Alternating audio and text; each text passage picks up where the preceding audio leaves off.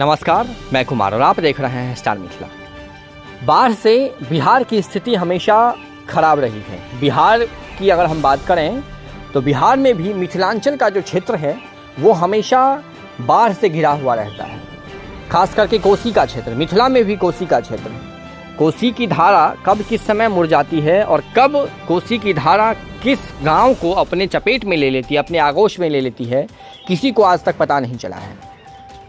मैं अभी गोंडवा गांव में लेकर के आया हूं आप लोगों को, जहां सैकड़ों परिवार अपने घर छोड़कर यहां से दूसरे जगह विस्थापित हो चुके हैं, दूसरे जगह चले गए हैं। कारण है यहां 10 दिन से लगातार बाढ़ की यही स्थिति बनी हुई है।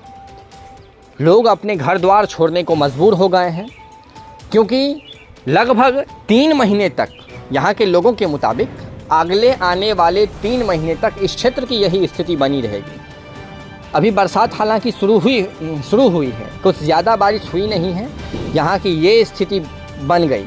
आप जहाँ तक स्क्रीन पर देख पा रहे हैं, चारों तरफ एक ही मंजर है, बाढ़ की मंजर है। सिर्फ इस नदी की धारा के बगल में एक गोपालपुर गांव पड़ता है, जहां बिजली की अभी कनेक्शन नहीं दी गई है। बिहार बहुत विकास कर रहा है, ये अच्छी बात है, लेकिन बिहार के अंदर ही एक ऐसा गांव भी है जहां आज तक बिजली नहीं पहुंच चुकी है। उस गांव से अगर किसी को निकलना है तो वो नाव का प्रयोग करके ही, इस नदी को क्रॉस करके ही वो बाहर निकलती है। अब आप सोच सकते हैं उस गांव में किस प्रकार से लोग रह रहे होंगे। 3 महीनों तक उनको संघर्ष करना होता है। एक ब्रिज तक नहीं है। अगर उस गांव में मोटरसाइकिल लेके जाना हो या साइकिल लेके जाना हो तो आपको नाव का ही सवारी करना होगा। बिहार की ये स्थिति है।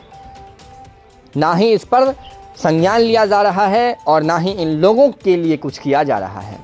हम बहुत बड़े बड़े दावे करते हैं, लेकिन इस गांव में आने के बाद पता चलता है रियलिटी क्या है। हो सकता है यहाँ के लोग कई दिनों तक भूखे रह रहे हों, क्योंकि यहाँ से निकलने के लिए उनको नाव चाहिए, और पानी अगर थोड़ी सी बढ़ जाती है, वेग पानी की रफ्तार थोड़ी सी बढ़ जाती है, तो नाव में कितना खतरा हो जाता है आप खुद सोच सकते हैं। कब वो पानी की वेग, पानी की धारा नाव को अपने आगोश में ले ले, अपने अंदर समा ले, किसी को पता नहीं चल पाता। कितना ज़्यादा खतरा है और ये लोग कितने ज़्यादा खतरों के बीच रह रहे हैं आप देख सकते हैं।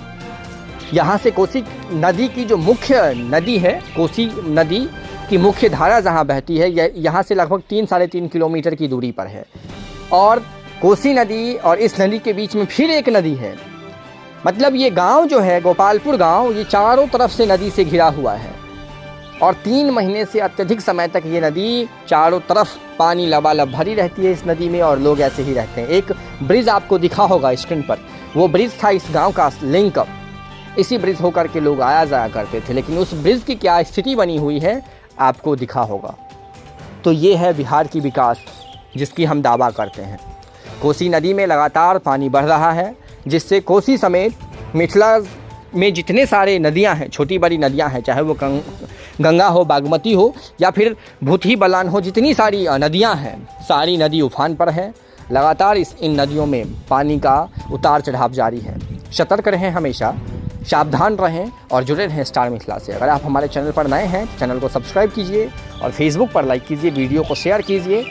अत्यधिक सतर्क रहें, क्योंकि समय कुछ ख़राब चल रही है बाढ़ के कारण, बरसात के कारण।